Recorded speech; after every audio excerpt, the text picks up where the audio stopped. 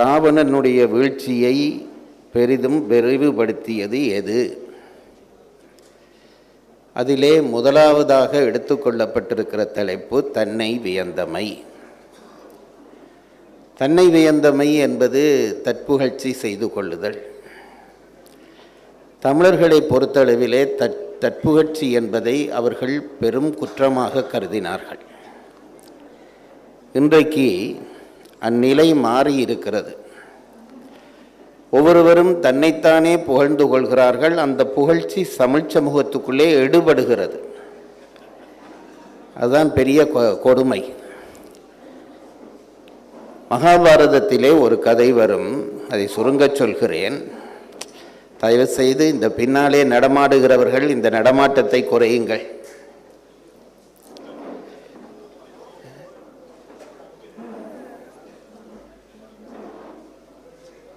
மகாபாரதத்திலே ஒரு கதை வரும். பஞ்சபாண்டவர்களும் ஆண்டுக்கொருவராக திரௌபதியோடு வாழ்வது என்று பிரமாணம் பண்ணிக்கொள்கிறார்கள். அந்த வாழ்கிற காலத்திலே மற்றொருவர் அந்த பாஞ்சாலியும் அப்போது அவளோடு வாழ்கிற கணவனையும் பார்க்கக்கூடாது. இப்படி ஒரு ஒப்பந்தம் செய்யப்படுகிறது. ஒரு நாள் ஒரு கட்டாயமான சூழ்நிலையிலே அர்ச்சுனன் தன்னுடைய வில்லை எடுப்பதற்காக தர்மனுடைய அரண்மனைக்குள்ளே புகுந்தால் அங்கே தர்மனும் பாஞ்சாலியும் இருப்பதை பார்த்து விடுகிறான். அந்த பார்த்த பிறகு அர்ச்சுனனுக்கு ஒரு சத்தியம், முதலே பண்ணிய சத்தியம் இருந்தது. அப்படி பார்த்தால் ஒன்று, அந்த சத்தியத்தின்படி ஒன்று, நான் என்னுடைய காண்டீபத்தை முறித்து விடுவேன், இது ஒன்று, அல்லது என் உயிரை துறப்பேன் என்று அவன் சத்தியம் பண்ணியிருந்தான். இப்பொழுது உள்ளே புகுந்ததும் அவனுக்கு பாஞ்சாலியையும் தர்மரையும் பார்த்த காரணத்தினாலே இதிலே எதை செய்வது என்று ஒரு பெரிய பிரச்சனை வந்தது. காண்டீபத்தை முறித்து விடலாமா என்றால், காண்டீபத்தை முறித்து விட்டால் அதற்கு பிறகு பிரயோசனம் இல்லை, பாரத போர் தோற்று போக வேண்டிய சூழ்நிலை வரும். அல்லது தான் இறக்க வேண்டும் என்றால் அர்ச்சுனன் இல்லாவிட்டாலும் போரை எதிர்கொள்ள முடியாது என்ற ஒரு சூழ்நிலை. அர்ச்சுனனோ நான் உயிர் துறக்கப் போகிறேன் என்று பிடிவாதம் பிடிக்கிறான். பார்த்தபடியால் நான் உயிர் துறந்து விடுவேன் என்று பிடிவாதம் பிடிக்கிறான். எல்லோரும் தடுக்கிறார்கள். அர்ச்சுனன் இல்லை, நான் உயிர் துறப்பேன் என்று பிடிவாதம் பிடிக்கிற பொழுது கிருஷ்ண பரமாத்மா வருகிறார். வந்து என்ன பிரச்சனை என்று கேட்கிறார். அப்போ எல்லாரும் சொல்கிறார்கள், இப்படி அர்ச்சுனன் தன்னைத்தான் தற்கொலை செய்ய முயற்சிக்கிறான், இந்த சத்தியத்தை மீறிய காரணத்தினாலே தற்கொலை செய்ய முயற்சிக்கிறான் என்று எல்லாருமாக கண்ணனிடம் சொன்னார்கள். கண்ணன் கேட்டார், அவன் சொல்வது நியாயம்தானே, சத்தியம் பண்ணினால் அதன்படி செய்ய வேண்டியது தானே. அதுக்கு முதல் அர்ச்சுனா இங்கே வா என்று கூப்பிட்டார். அர்ச்சுனன் வந்தான். இந்த மேடையிலே ஏறி என்றார். அர்ச்சுனன் மேடையிலே ஏறினான். நீ இப்பொழுது உன்னுடைய பெருமைகளை பற்றி நீயே கொஞ்ச நேரம் சொல் என்றார். உன்னுடைய பெருமைகளை பற்றி நீயே சொல் என்றார். அர்ச்சுனனுக்கு கோபம் வந்து விட்டது. என்ன விளையாடுகிறாயா, நான் உயிர் துறக்கிறேன் என்கிறேன், அதெல்லாம் பேசாதே, கொஞ்ச நேரம் உன் பெருமையை நீயே பேசு. அர்ச்சுனன் கண்ணனை மீற முடியவில்லை, இருந்து தன் பெருமைகளை பற்றி தன்னுடைய வீரியத்தை பற்றி எல்லாம் கொஞ்ச நேரம் சொன்னான். சொல்லி முடிந்ததும் இறங்கு என்றார் கண்ணன். இறங்கினான். சரி, போய் அவரவர் வேலையை பாருங்கள் என்றான். அர்ச்சுனனுக்கு கோபம் வந்தது. நான் உயிர் துறக்கப் போகிறேன் என்கிறேன், என்ன நீ விளையாடுகிறாய், இந்த நேரத்திலே மேடையேறச் சொன்னாய், என்னை புகழச் சொன்னாய், புகழ்ந்து இறங்கியதும் எல்லாம் முடிந்தது போங்கள் என்கிறாயே, இது என்ன கண்ணா என்று கேட்டவுடனே கண்ண பரமாத்மா சொன்னாராம், உன்னை நீயே இப்பொழுது புகழ்ந்து கொண்டாய் அல்லவா, ஒருவன் தன்னைத்தானே புகழ்ந்து கொள்வது என்பது தற்கொலைக்கு சமமான விஷயம், நீ அதை செய்து விட்டபடியால் இனி தற்கொலை செய்ய தேவையில்லை, போய் என்றாராம். இந்த அளவுக்கு தமிழ் சமுதாயம் தன்னைத்தான் புகழ்வதை ஒரு குற்றமாக கருதி இருக்கிறது. ஐயா சொன்னார்கள், திருவள்ளுவர் சொல்கிறார், வியவக்க எஞ்ஞான்றும் தன்னை, அந்த எஞ்ஞான்றுவை கொஞ்சம் இப்படி இழுக்க வேணும், அப்படித்தான் நான் நினைப்பதுண்டு. வியவக்க எஞ்ஞான்றும் தன்னை அப்படி சொல்லப்படாது. வியவக்க எஞ்ஞான்றும் தன்னை, என்ன காரணம் வந்தாலும் உன்னை நீ புகழ்ந்து கொள்ளாதே, தமிழர்களுக்கென்று சில அடையாளங்கள் இருந்தது, அதெல்லாம் இப்போ போட்டு தொலைத்து விட்டோம். தமிழன் என்ற ஒரு இனம் உண்டு, தனியே அவருக்கு ஒரு குணம் உண்டு என்று பாடினாரே, இப்போ அந்த குணம் என்ன என்று கேட்டால் காட்டி கொடுக்கிற குணம் என்கிறார்கள். அப்படி சில குணங்கள் இருந்தன. அந்த குணங்களிலே ஒன்றுதான் இது. ஒரு நல்ல தமிழன் ஒரு காலமும் தன்னைத்தான் புகழ்ந்து கொள்ளவே மாட்டான். அப்படி புகழ்வது என்பது தற்கொலைக்கு சமமானது என்று தமிழர்கள் நினைத்தார்கள். இலக்கண நூலாசிரியர்கள் வருகிற பொழுது சொன்னார்கள், தோன்றா தோன்றி துறைபல மொழிக்கினும் தான் தற்புகழல் தகுதி என்றே என்றார்கள். நீ என்னதான் படித்திருக்கிறாய், என்னதான் செய்திருந்தாலும் உன்னை நீ புகழ்ந்து கொள்வது தகுதியாக மாறாது என்று வரிசைப்படுத்துகிறார்கள். தமிழர்களில் இருக்கிற ஒரு சிறப்பு ரெண்டும் சொல்வார்கள். அதை சொல்லிவிட்டு சொன்னார்கள் அதே இலக்கண ஆசிரியர்கள், சில நேரத்திலே நீ வேண்டுமானால் தற்புகழ்ச்சி செய்து கொள்ளலாம். தற்கொலைக்கு சமமானது தற்புகழ்ச்சி என்று சொல்லிவிட்டு சொல்லுகிறார்கள், நீ வேண்டுமானால் சில நேரத்திலே தற்புகழ்ச்சி செய்து கொள்ளலாம். எப்பொழுது என்று கேட்டால், ஒரு சபையிலே வைத்து உன்னுடைய ஆற்றலை ஒருவன் இழிவுபடுத்துகிறானா, அந்த இடத்திலே நீ உன் பெருமையை நீயே சொல்லு, தப்பில்லை.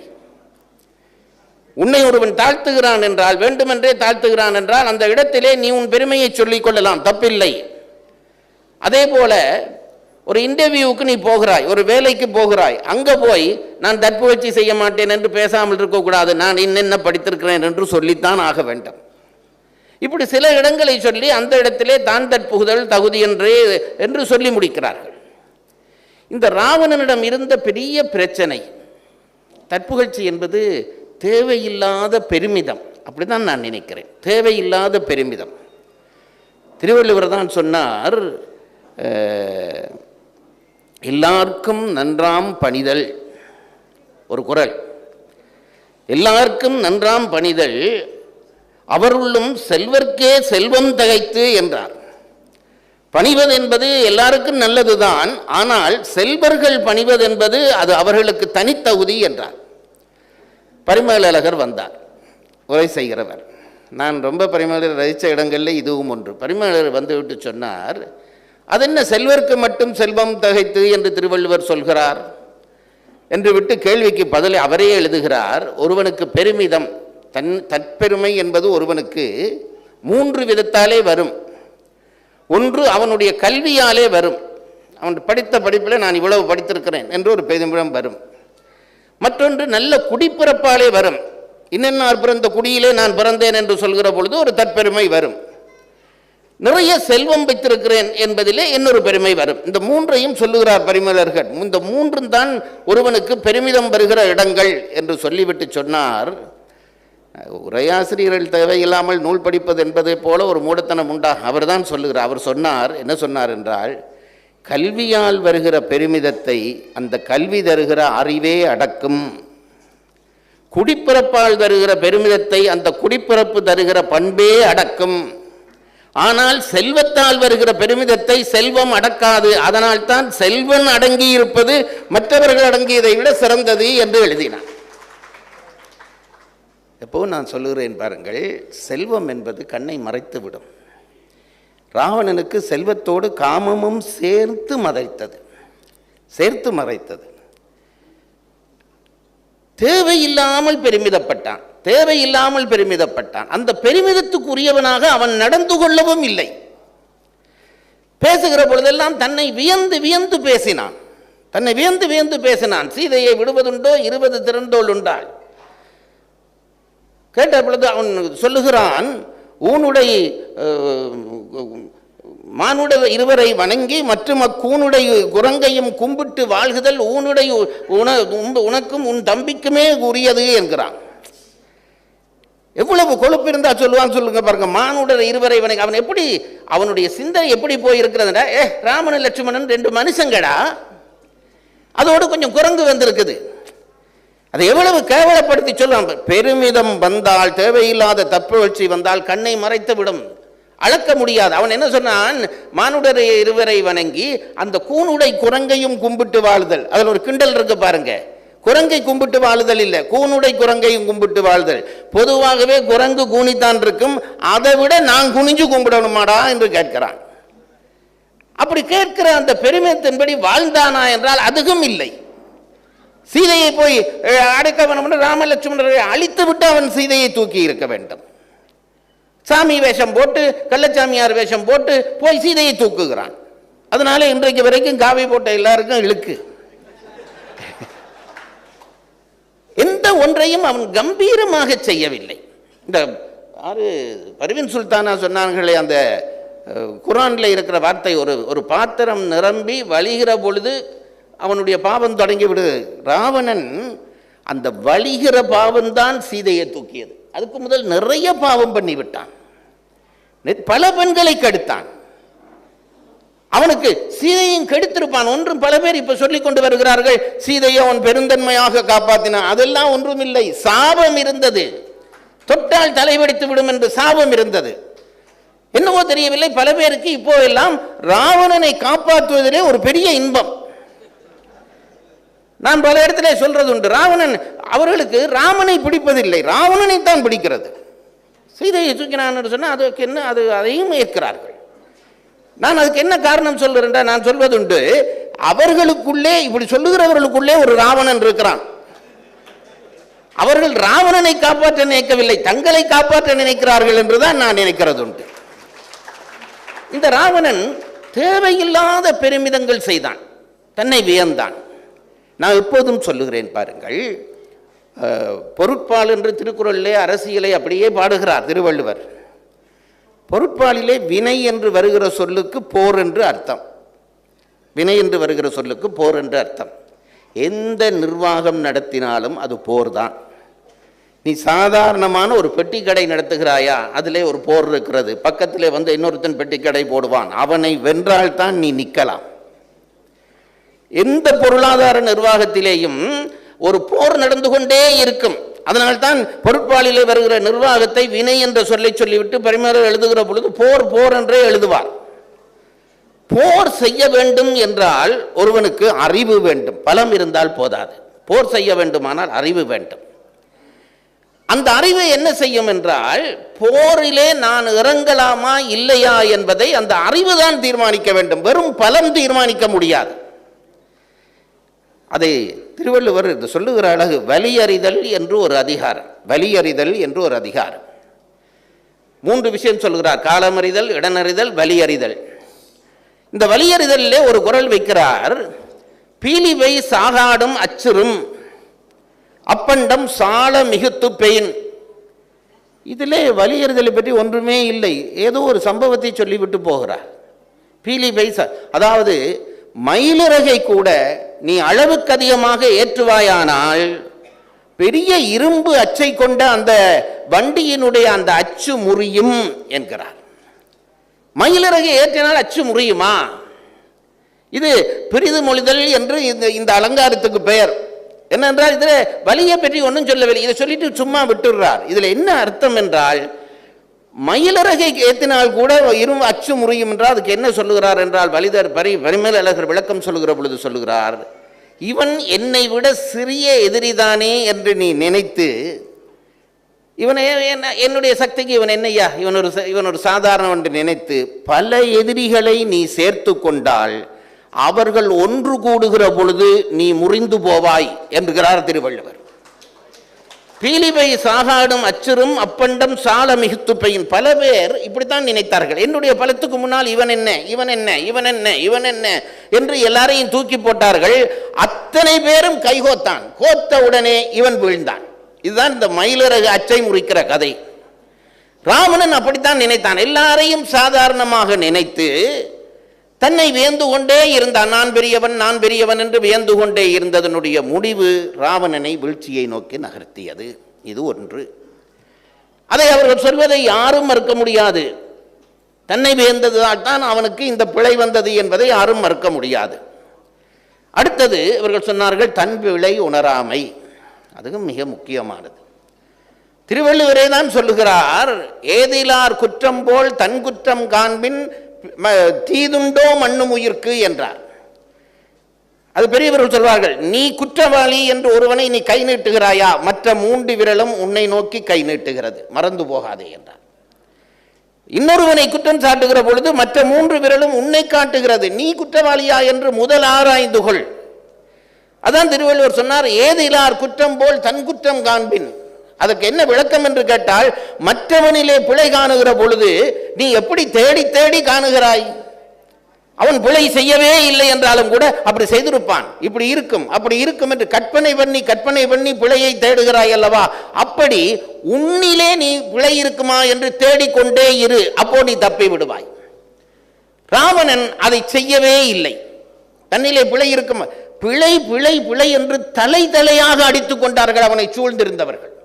தலை தலையாக வீடனனை ஒரு பக்கம் தூக்கி போடுங்கள். வீடனை கும்பகர்ணன் சொன்னான், இந்திரசித்தன் வந்து சோர்ந்து சொன்னான், ஐயா ஆதலால் அஞ்சினேன் என்று அருளலை ஆசைதான் அச்சீதைவாள் விடுத்தியாயின் அனையவர் சீற்றம் தீர்வர் போதலும் செய்வர் செய்த தீமையும் பொறுப்பர் நின்மேல் காதலால் உரைத்தேன் என்றான்.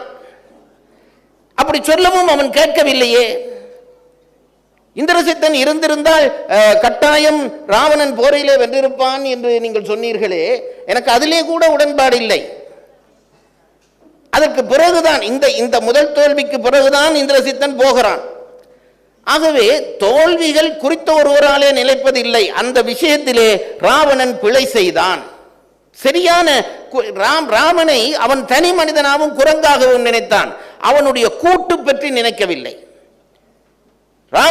திருவள்ளுவர் தான் சொல்லுகிறார், வலியுறுதலே தான் சொல்லுவார், வினை வழியும் தன் வழியும் மாற்றான் வழியும் துணை வழியும் தூக்கி செயல். நீ எவ்வளவு பெரிய பராக்கிரமசாலியா இருக்கலாம், நீ எடுத்துக்கொண்ட அந்த வேலையினுடைய பலம் என்ன, அந்த வேலைக்கு தேவையான பலம் என்ன, இது ஒன்று. பிறகு உன் பலம் என்ன, அது 100 பவர் வேணும்டா உன்னிடம் 50 இருக்கிறதா, சரி எதிரிக்கு எவ்வளவு இருக்கிறது என்று பார், அவனுக்கு 25 இருந்தால் உன் பலம் 25ஆக மாறிவிடும். கடைசியாக உங்கள் 2 பேர் பக்கமும் யார் துணை வருவார்கள் என்று பார், அந்த துணையிலே உங்கள் 2 பேருடைய பலமும் மாறக்கூடியதாக இருக்கும். அதனால் இவ்வளவும் கணித்து செய்கிறவன் தான் உண்மையான வெற்றியை அடைவான் என்கிறார் திருவள்ளுவர். ஒன்றையும் ராவணன் கவனிக்கவில்லை, திரும்ப திரும்ப தன் பிழை உணராமல் நடந்து கொண்டே இருந்தான். பிறகு அதுவும் அவனுடைய வீழ்ச்சிக்கு காரணமாயிற்று. இந்த துணை நின்றவர்கள் போனார்கள் என்பதை எல்லாரும் அழகாக சொன்னார்கள். வீடனன் மட்டும் மறுபக்கம் போய் அந்த காட்டி கொடுத்தல் வேலைகளை செய்யாமல் இருந்திருந்தால் ராவணனை யாரும் தோற்க செய்ய முடியாது என்கிறார்கள். அது ஒரு ஊகமே தவிர உண்மை அல்ல. என்றைக்கு ராமன் வந்தானோ அன்றைக்கு ராவணனுடைய வீழ்ச்சி நிச்சயமாயிற்று. ஆகவே இந்த சந்தர்ப்பங்கள் எல்லாம் ஒரு காரணமாக, அதை விரித்து சொல்ல நேரம் இல்லாதபடியால் நான் மேலோட்டமாக சொல்கிறேன். இந்த பிரிவு என்பது அவனுக்கு வீழ்ச்சிக்கு துணை செய்தது என்பதிலே மறுப்பில்லை. ஆனால் இந்த பிரிவு இல்லாமல் இருந்திருந்தால் அவன் வென்றிருப்பான் என்ற செய்தியிலேயும் எனக்கு உடன்பாடு இல்லை. இது ஒன்று. இப்போ அப்படியானால் இந்த 3ம் காரணமா, தன்னை வியத்தல், தன் பிழை உணராமை, கடைசியிலே துணை நின்றார் பிரிந்தது 3ம் காரணமா என்று கேட்டால் சொல்ல எவ்வளவோ இருக்கிறது. சபையினுடைய உணர்வையும் அறிந்து சொல்லுகிறேன். பாருங்கள், தன்னை வியக்கிறவன் தன் பிழை உணர மாட்டான், இது சர்வ நிச்சயம். தன்னை வியக்கிறவன் தன் பிழை உணர மாட்டான். தன் பிழை உணராதவனை விட்டு அவனோடு கூட நிற்கிறவர்கள் விலத்தி போவார்கள். இது நிச்சயமான உண்மை. ஒருவன் மற்றவர்கள் உறவில்லாம் இருக்கிறவர்கள் சொல்ல சொல்ல தன் பிழையை உணராமல் ஒருவன் நின்றானால் அவனோடு நிற்கிறவர்கள் அவனை விட்டு போவார்கள். மீண்டும் ஒரு தரம் சொல்கிறேன், கேளுங்கள். தன் பிழை உணராதவன், தன்னை வியக்கிறவன் தன் பிழை உணரமாட்டான். தன் பிழை உணராதவனை விட்டு உறவுகள் பிரியும். இப்போ இந்த 3ம் ராவணனுடைய வீழ்ச்சிக்கு காரணம் என்று வைத்துக்கொண்டால் கூட எங்கே மூலம் இருக்கிறது என்று தேட வேண்டும். எங்கே மூலம் இருக்க வேண்டும் என்று தேடினால், தன்னை வியந்ததால் அவன் தன் பிழை உணரவில்லை, உணராததால் உறவுகள் பிரிந்தன என்றால் தன்னை வியந்தமைதான் அவனுடைய வீழ்ச்சிக்கு மொத்த தூண்டுதலையும் செய்திருக்கிறது என்று கூறி இந்த நிகழ்வை இத்தோடு நிறைவு செய்கிறேன். வணக்கம்.